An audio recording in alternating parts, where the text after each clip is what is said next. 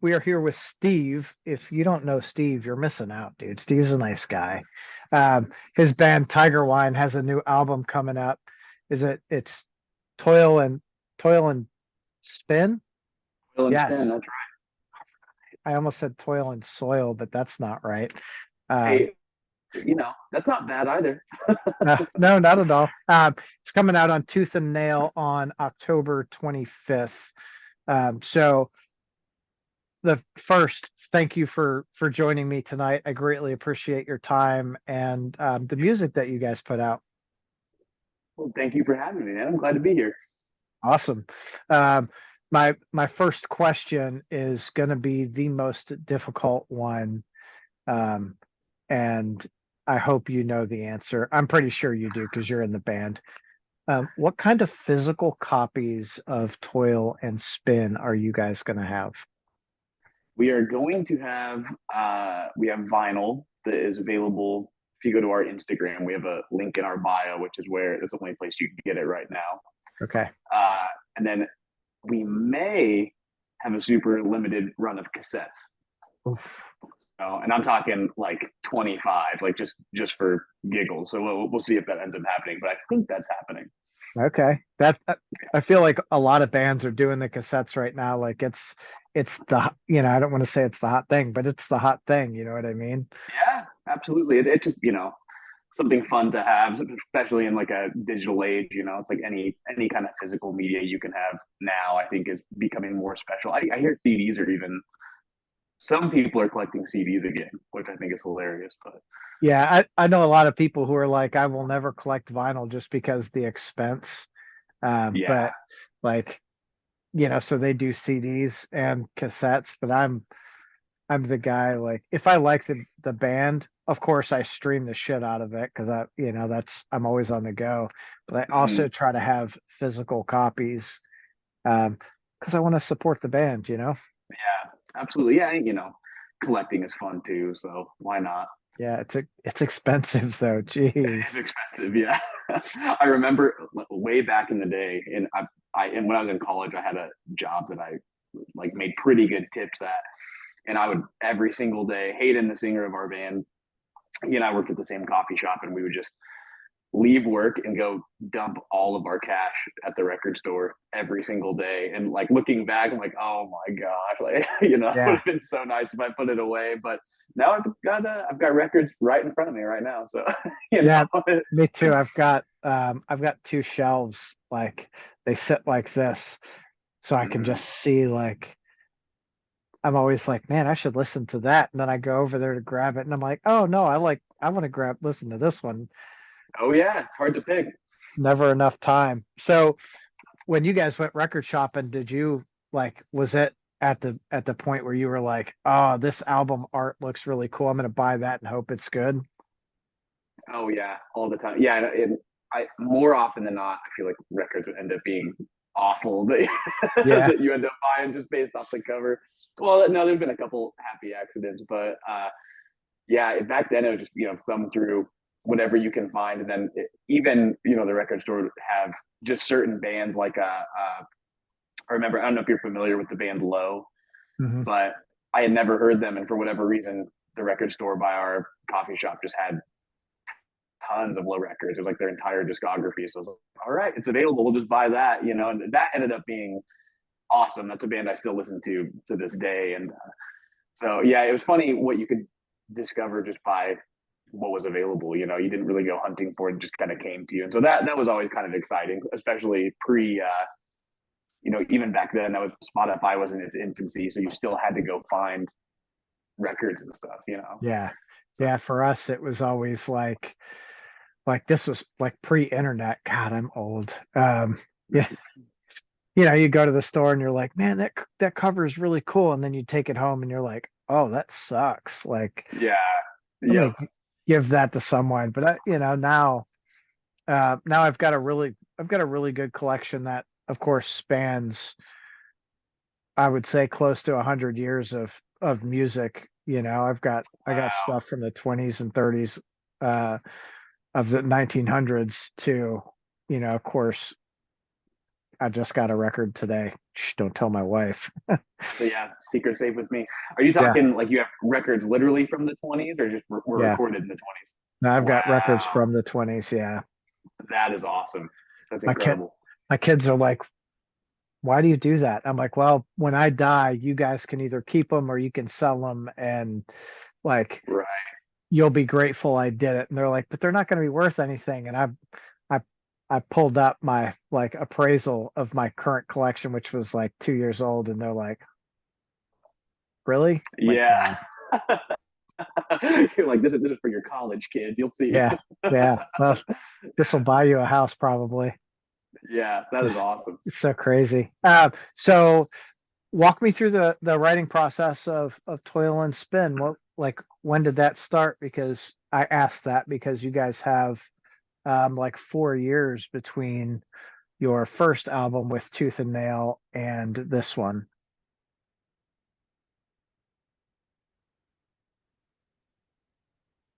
Yeah, we so our last record came out in May of 2020, and we had a whole year planned out of shows and tours and all kinds of things, and obviously screeching halt there with COVID. And so we, man, probably about the end of 2020, I'd say. I think that winter I invested in some recording equipment because up until this record, we've done every single kind of.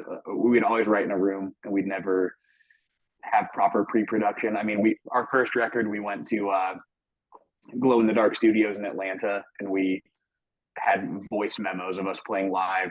You know, and they were just terrible. That was like all the pre-pro we had to give, and then the next record we did the same thing, which is probably well, not even probably. I know it's probably very annoying for the engineers and the producers, but for us, it was kind of exciting because it was like we wouldn't hear the final draft of the song. I wouldn't even hear vocals on the song until we recorded it in the studio. So it was kind of fun to live with just the music itself, and then to see it kind of come to life with vocals and things was super exciting.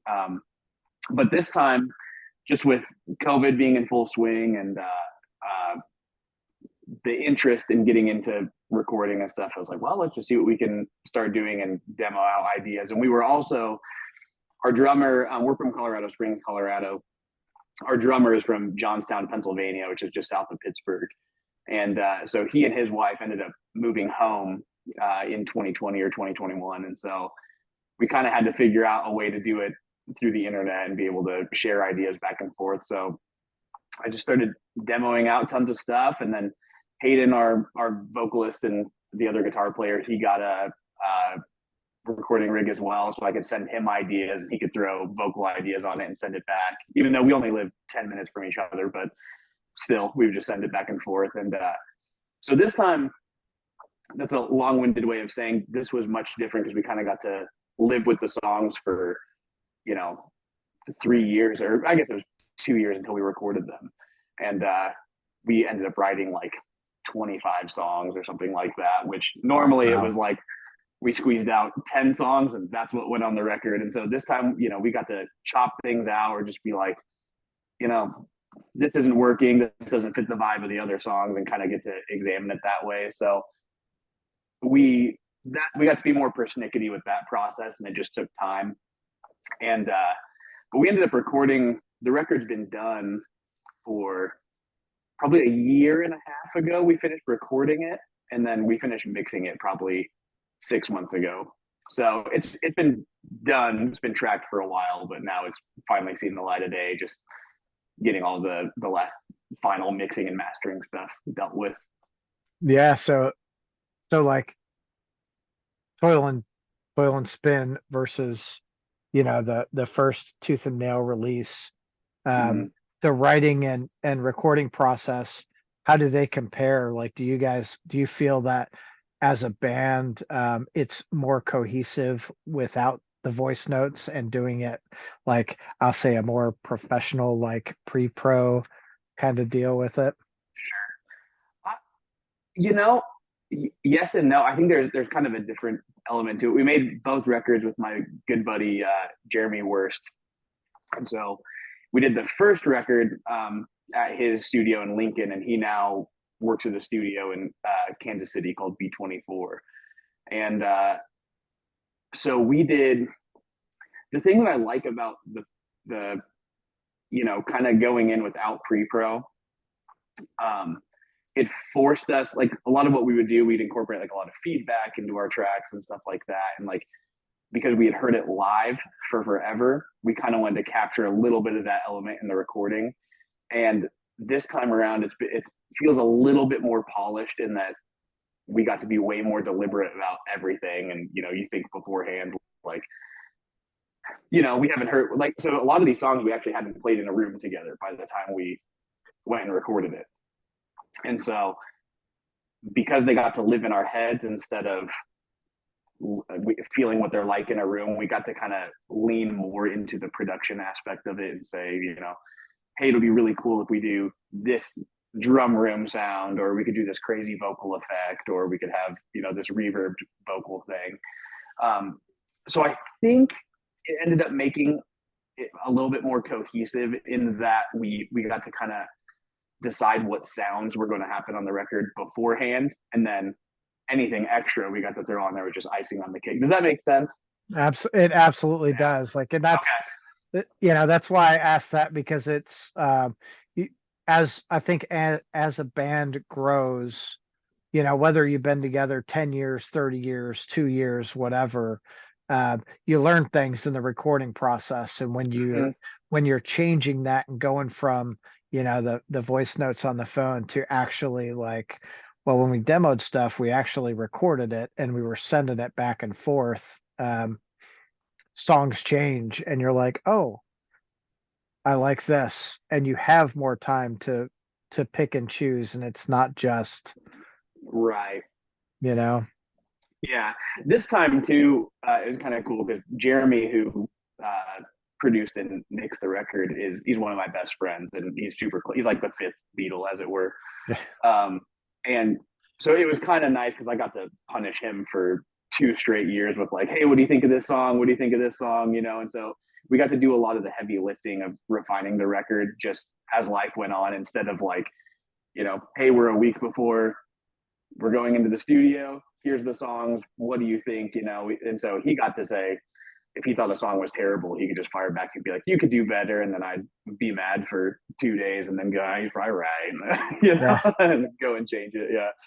It's nice to have someone that you have that relationship with that's not gonna essentially like sugarcoat it and just say, hey, listen, this you could absolutely do better. When you have that friendship, Right. Yeah. It seems to open up a lot of doors musically, I think. Mm-hmm. Yeah. And I think if you get to a point with people where you can check your ego and not be hurt, because everybody wants to, we would always say like, let's make the best thing possible. So if you're, if somebody raises concern about something, it's like, all right, like, let's test ourselves and see what we can do better. Like, you and I, before we started recording this, you were even talking about that song Contra. Yeah. And that was a completely different song probably 2 weeks before we went into the studio, and and Jeremy and I were listening to, we were on tour together with a different band, and he was like, you know what, man, I think that's the only one that I just don't know about. I don't think it's working. And so 2 weeks before we went to the studio, I went home and rewrote the whole thing, and it was for the better. But yeah, you have to get to that point where you have to make a choice. It's like, well, I can either be upset and like, take it personal that somebody didn't like my art or whatever, or you could go, no, this is a person I've been friends with and I have a rapport with, and I can go, they want what's best, I want what's best, let's see what happens. And it ended up being, I think, for the better. So Yeah, well, that song specifically, obviously I haven't heard what it started out as, but I think what it finished as is fantastic. Like I said, that opening guitar just like it grabs you, and I'm like, holy shit, that is so, that's excuse awesome. the language. I'm like, it's super fucking cool. Um, Dude, I appreciate that. Thank you.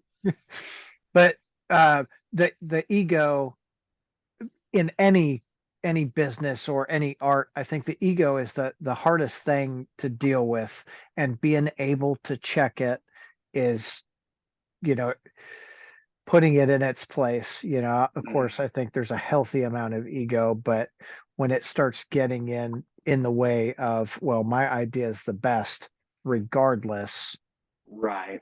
like now you're really gonna hurt the art and what we're going for. Right, and it's a push pull thing too, because there are other things that, like, somebody would say like, hey, I don't think this is working, and then you go, no, trust me, I've got it's gonna work. I got a vision for this, and then you end up being right, and so you hope that happens more Yeah. often than not, that you end up being correct. But it's funny, you get to the end of the process and you get to look back and go, cool, we were right about that decision. Maybe we were wrong about this one, but it maybe it didn't matter as much or something like that. So I think that just comes to with getting older, and you kind of uh, hopefully you become a little bit less precious about what you're doing, and you get to kind of like, maybe it becomes a little bit less of your identity how something goes or something like that, and then you can Look, yeah, you you really like try to look at what the goal is versus what you want personally, because yeah, the sum is of course greater than the one part of it. yeah, So absolutely, yep, yeah, I completely agree with that. so how long have you been working with Jeremy? Obviously he's like one of your best friends. Yeah, uh we made the last record with him. I think we went out and demoed with him in, it was I think it was 2018. We went and recorded with him. He had a studio, like a garage in back of his house that he had made into a studio in Lincoln, Nebraska. And so that was just totally on a whim. We were on another record label at the time, and we hadn't heard from them in months. They kind of fizzled out, and there was a whole weird bit of drama there. And so we are still technically on that label, but we financed the record ourselves, and we're just like, all right, let's see what we can do. And so Jeremy had just moved back from California, where he was working in the studio, and just through mutual friends, we heard about him. We were like, all right, let's just go see, because it's only 8 hours from Colorado Springs to get up there, so quick weekend trip, and we just hit it off immediately. And and then we've been in constant communication. And then I live in Colorado Springs now, but I moved to Kansas City to go work at that studio with him for. We were out there the last year and change, like year and a half or so. Um, and so it was kind of fun. We recorded the record. I ended up moving out there. I helped prep the record, helped tune some vocals and stuff. So I've kind of gotten to be, along with the process the entire time, which has been very, very cool. And have never spent this much time on anything musical in my life, Yeah. But yeah, so we've just been joined at the hip, and he's been a close friend of everybody else in the band that whole time too. So it's super special to have that kind of working relationship with somebody. Yeah, I think that's always really cool. Seeing bands who go in and it starts as just a working relationship. Excuse me, starts as a working relationship and then it ends as like, man, this person was super cool, became like another part of the band, on the engineering side, and to to see what comes of that. I I look at like Metallica and the relationships they've had, seeing the sounds that were brought out by even Bob Rock or Rasmussen or Yeah, whoever. It's really cool to see that like growth. yeah, absolutely. And even getting to work in that studio with him, and you have all kinds of different people coming through the door, and it's amazing how much the vibe of the recording session can alter the sounds, and like, Yeah. if you have people that like even like philosophically agree, just like, this is what we believe we need to be doing. We're not trying to cool guy each other here. We're not trying to copycat anybody. We want this to be our own thing. Like, that's a super special relationship to have, and it's hard to find too, because there's so many opportunities when you make a record to just phone it in and be like, cool, we're going to do this exact same trick that X producer did. We're going to rip off this part of the song because we know it's going to be the path of least resistance, yada yada yada. And to have people that you trust, that you can kind of check that at the door with and be like, no, let's pull back and do what's right for the song and stuff. I think that's just awesome and that's super special. And that's why we'll continue working with Jeremy forever because we've got that Yeah. figured out, Yeah. I Yeah. don't want to have to Well, go through finding someone like that, and I think the other side of it is it goes from being like, oh, that's a really cool song to, man, the whole album is just great because you you have there's a cohesiveness through it Yeah. all, that the popular stuff, what I don't listen to a lot of popular stuff, so I don't really know, but all I hear is like singles. I'm not a Mm-hmm. I'm not a fan of singles. I want an album that I can put on and I can listen to it from start to finish. And there's not a Sure. point where I'm ever like, man, I want to skip this song. Like it, Yeah. and you find that more in the underground bands, the bands that aren't, all over, well, not MTV anymore, but you know what I Sure. mean? Yeah. Yeah. Yeah. And like, even to speak to that, it's funny. I think a lot of that gets shaped by limitation. If you don't have unlimited options or unlimited time to make a record, you have to just make these choices right then and there where it's like, we could sit here for the next 4 days figuring out the quote unquote perfect guitar tone or the perfect vocal take or whatever. But it's like, budget wise, time wise, everybody has jobs. It's like, you've got 2, 3 weeks to bang this whole thing out. And, yeah, and I think for a lot of underground bands, that's something super special that ends up happening because it's like, look, this is the drum sound of the record because this is what we have time and budget to accomplish, Yeah. and this is the guitar amp because and nowadays it's a little different because everybody has computers and whatnot, and they can do amp sims and all that stuff. But it's like you look at some of these iconic records from back in the day, and they're using it's like some at the time some $200 PV amp and it ends up being the whole sound of the record. And Yeah. it's kind of interesting. And now they're like iconic sounds or whatever that people try to emulate. But yeah, I think that limitation is kind of what makes things special sometimes. If that makes Well, sense. yeah, it absolutely does. And I think, another thing that really feeds into that is where like home recording has really come from. Like it's progressed so much, went from, you record on your little analog 4 track and you're bouncing Mm-hmm. tracks and hoping to get it right. And, to now you download something to your computer and you could literally any sound you want. You want your guitar to sound like drums, you can Yeah. totally do that, Mm-hmm. Absolutely. Yeah. It's amazing. And that was kind of a funny part about making the record, or at least doing like writing the songs. It was funny because I didn't have capability in my house. I love real amps so much, but I didn't have capability of recording them. So, I'm pre-proing these songs using whatever cheap amp simulator I can get and stuff like that. And it was interesting.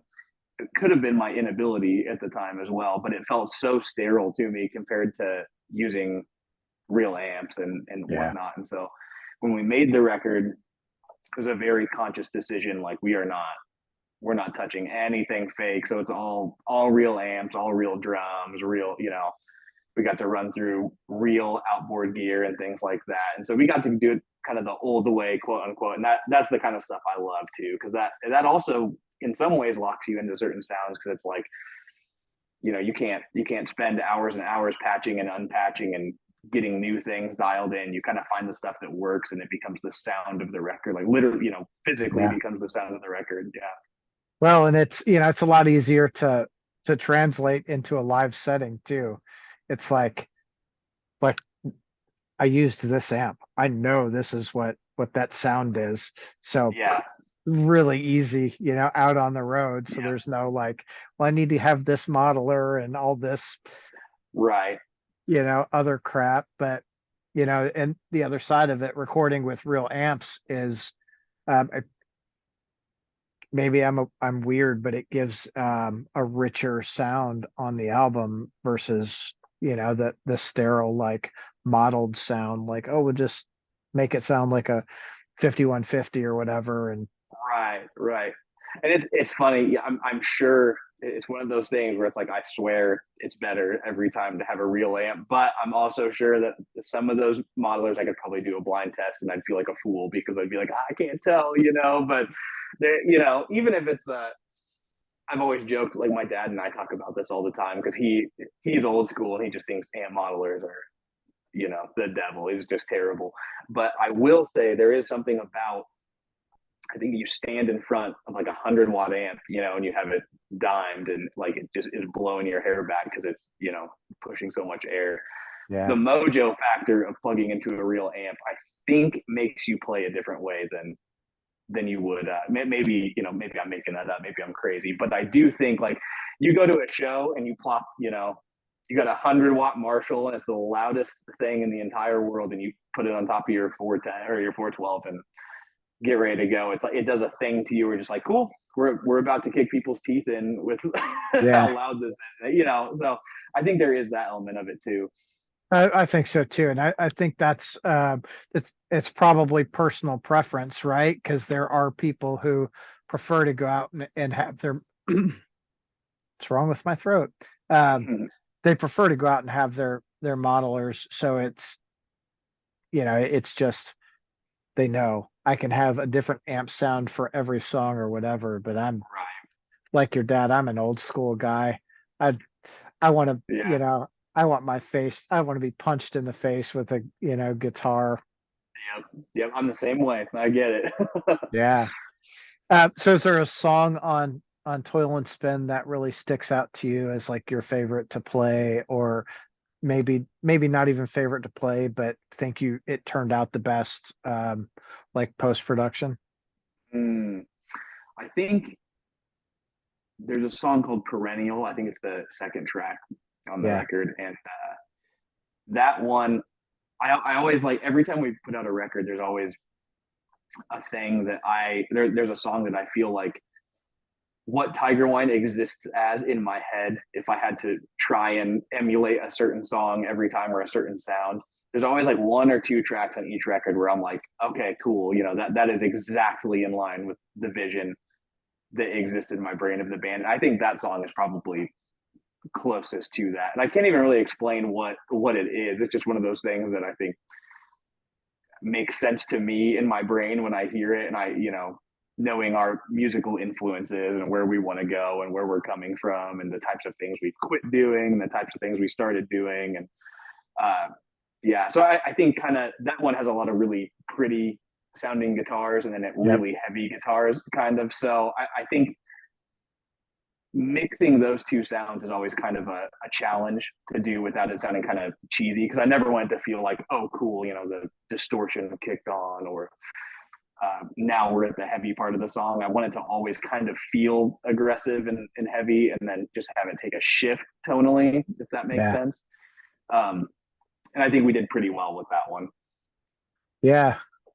Yeah, absolutely. I was just thinking about the album. I think the album plays a lot into that, right? Is it, you kind of always have the dirty guitars, not always, but you know what I mean.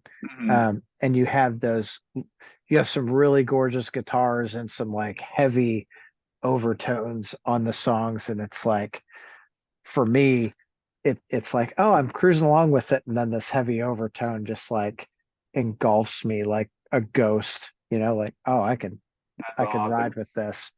All right, mission accomplished then. That's what we're hoping to do. Right on.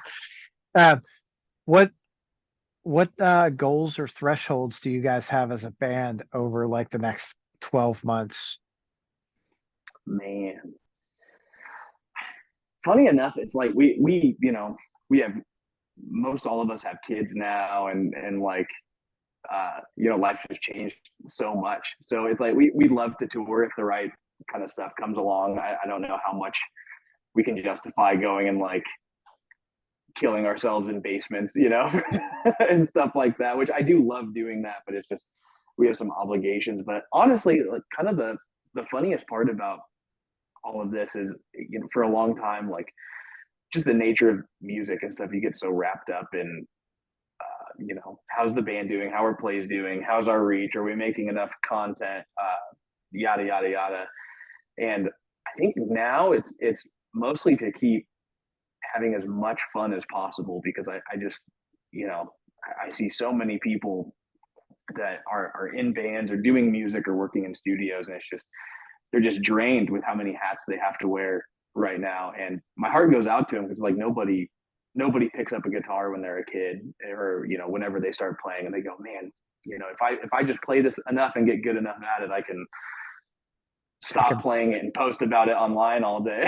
you know yeah, so I think mostly like we want to just keep maintaining like gratitude for the fact that you know we've gotten to do more than I think we could have ever bargained for with music. And it's not not like we're paying the bills by putting out this record or anything like that, right. but uh, we always talk about how it's like people want to people pick up a guitar and they dream they can play one song, and then they dream they could write one song, and then they think about starting one band and playing one show and all this stuff. And it's easy to get caught up in it. You don't realize how special it is that you get to play a show or make a record with your buddies or have these working relationships and stuff like that. So we're just trying to keep enjoying it as much as possible in whatever comes our way. If it ends up we get to go hit the road full time and it ends up being awesome, great. We get to just keep writing songs and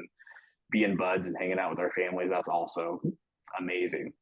So But I think that's a really good that's a it's really good. I think that's a fucking fantastic like outlook. We want to write music and hang out and have a good time. Like at, with that in mind, it almost takes away all the stress of all those things you just mentioned. Like, okay, I need to post 3 times today at 9, 12, and 5, and make sure I hit all the people. And one of them's funny, one of them's recording, one of them's a live shot or whatever that looks like. And all the business behind it. I mean, I when you start playing, you don't realize like what being in a band is to mhm. make it, right?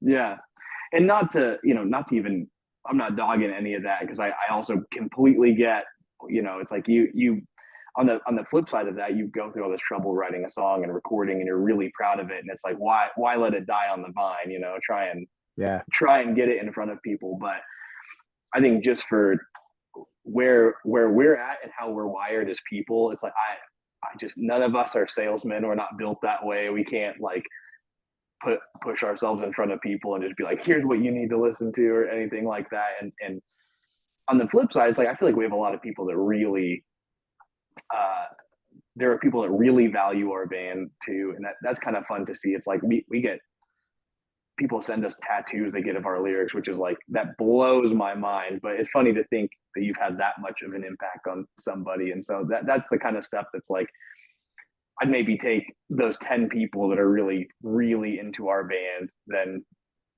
go viral for like a funny video or something, if that makes sense. But yeah, but I say that if we did go viral tomorrow for a funny video, I'd be like, awesome, yeah. perfect. So maybe I'm just full of crap, but Well, not so much. I think, you really see you see the benefit in, let me rephrase that. I don't really think it's a benefit.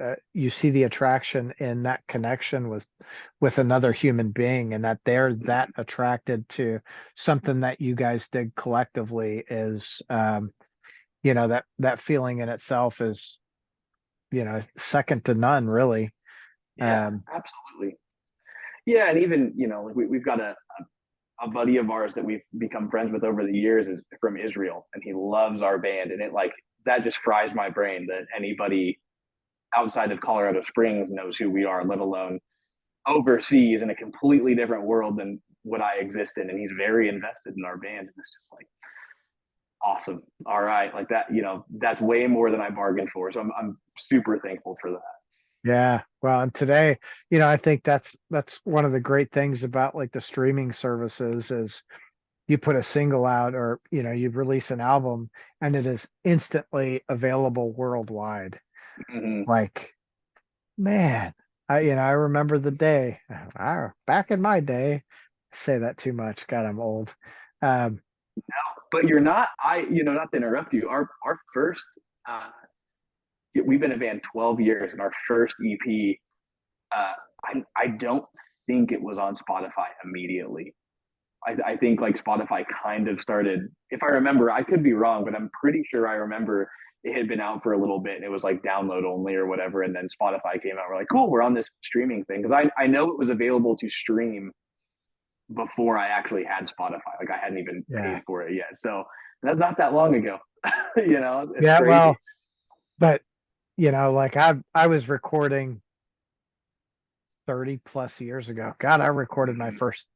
my first album over 30 years ago. That makes me feel old. That rules. That's awesome. You know, like that, and that was in the day where it was like tape trading. Like I know Spotify gets a lot of crap thrown at it, um, because it doesn't pay the artist really well. But dude, back when we tape traded, the artist didn't get any money from those tape trades.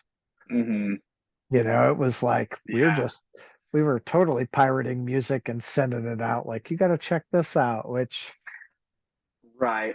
Yeah. And as you know, my tone might sound like I'm railing against, having to make posts online or Spotify or whatever. But at the same time, that is why somebody in Israel knows what our band sounds yeah, like. So it's like, as much as I can be upset about it, it has also provided very, cool opportunities and things for us. So yeah, I'm yeah. completely unsure how I feel about it. It's a necessary evil, maybe. But It's well, it's okay to be torn, right? Like there's good and bad with it, and it's like sure. Yeah. without that bad part, you can't really enjoy the good parts. Like someone in Israel just absolutely in love with you guys, which is, Yeah. aw- that's what you always want is raving fans, right? There you go. Right. Yeah. Yeah. So, um, in your years of playing, is there like a favorite memory for you from a live experience that is funny or just really blew your mind? Oh man. I remember we played we were on tour. Well, we got to do a tour with a band called As Cities Burn, which for me, that band growing up was, a reason I even played guitar. So the fact that we got to go play with, like, tour with them, was just blew my mind. Um, but I remember we played at in Atlanta. I think it was either the venue was Hell. I think it's like a three-tiered venue in Atlanta, and we were played in like the middle tier venue there. And I remember when we started playing, we had a really good show. It was awesome. But we looked up and there's people in the front singing words to the song, and that was the first time. I think that was the farthest we'd been from home where we saw people singing along to something, and it was just like, what in the world? Like, you don't expect that to happen, and that was super super special because you're just in a spot where it's like, man, we're on this tour that we never thought we'd get to be on, and then you play this show, you're playing well, which cross your fingers, that happens every time. And like the sound was super good, and then you see people really having a good time. It's like, sweet, we accomplished the goal this time, and so that was super super neat. That's always that I think that's always really cool. Like so whether I like bands or not, I go to a lot of shows. Mm-hmm. And I'll tell you, one of one of my favorites was Godsmack. I need to preface this by saying I don't like Godsmack. Like Mm-hmm. they've never been one of those bands that I'd be like, I gotta go see them. But they were headlining Louder Than Life last year, actually. Okay.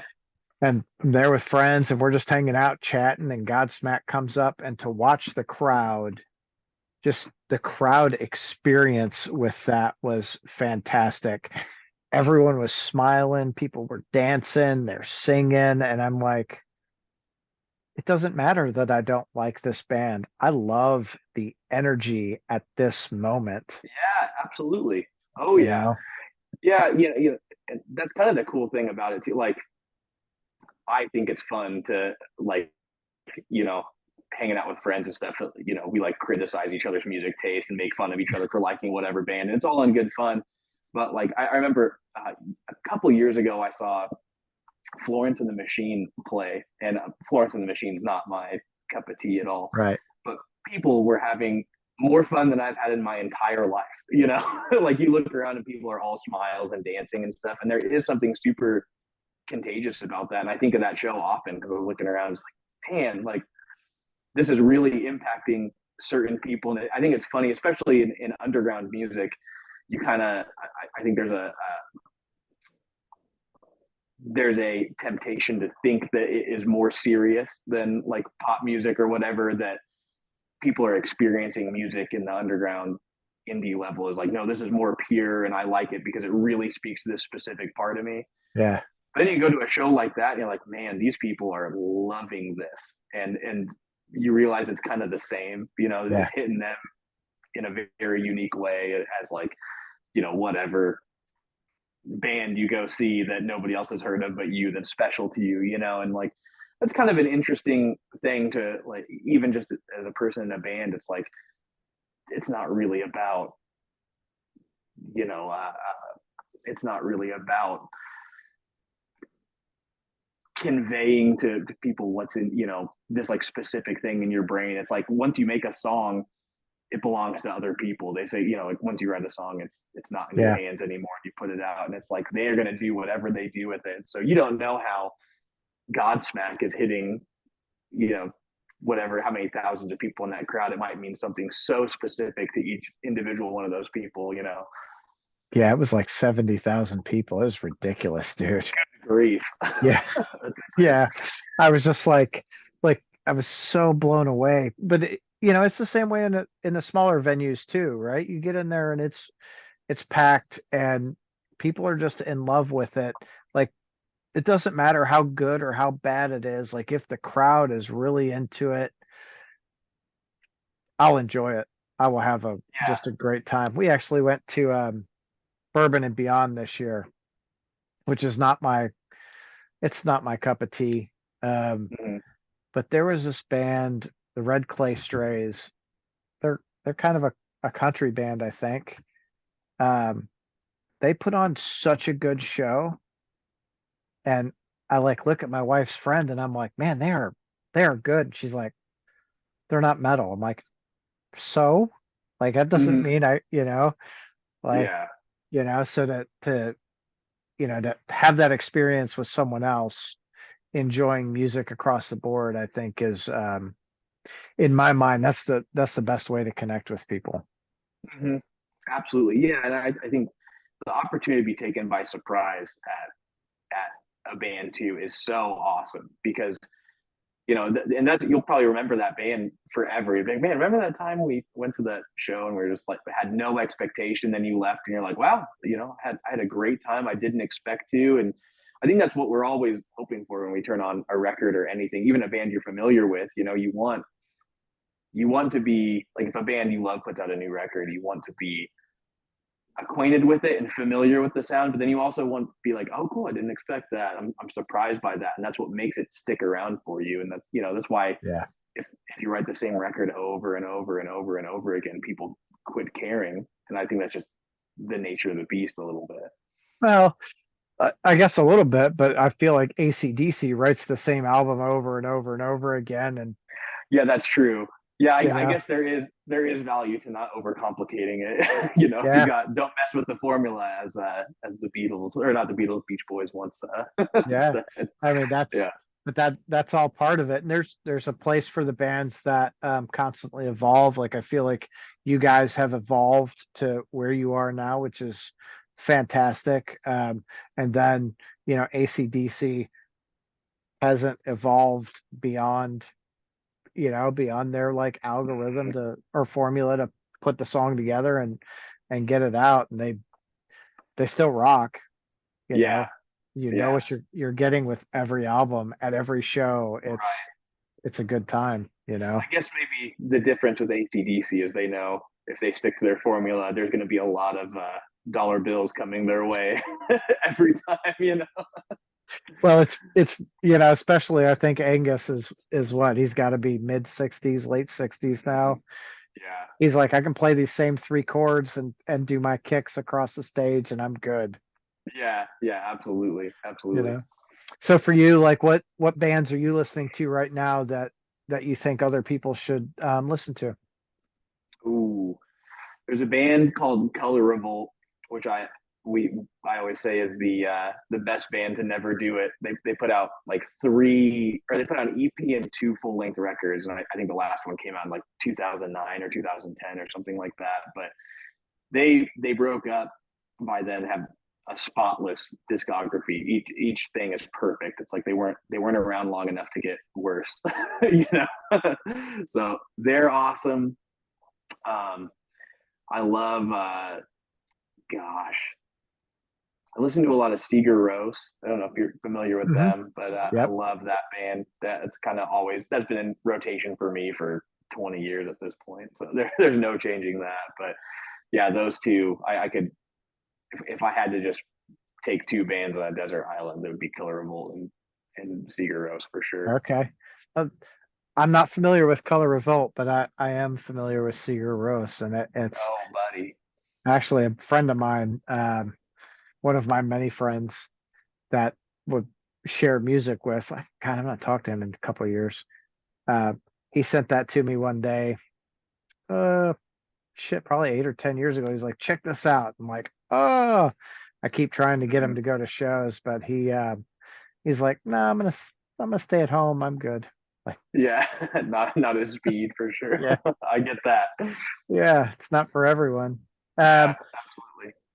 how many with the vinyl do you guys have a limit on how many you're printing this time? I think we've only printed 250 this Okay. time, so fairly limited. Yeah, um, yeah. They, certain vinyl plants, it's like their minimum is. It's actually hard to find a bit like something as low as 250. Sometimes a lot of times the minimum 500. So, but yeah, we just stuck with 250. It'd be awesome if we got to re up that eventually, but we'll see. Yeah, I think you will. Like I feel like this album will be really well received. I mean, it so far, it sounds really good on this end. I think a lot of people are going to be really excited to hear it. Sounds like you guys have a really solid fan base that'll help push it out to more people also, which is like, Yeah, I hope so. I certainly hope so. yeah. Um, okay. Dude, Steve, I greatly appreciate you taking time out of your night to come and chat with me about the band. I'm super excited. I will probably be going to pre-order the album in the next couple of days, so I'm looking Dude, forward to. thank you so much for having me, man. This was a blast. Awesome. Well, man, go and have yourself a great night. Sweet. Thank you, buddy. You too. Thanks, sir. See ya.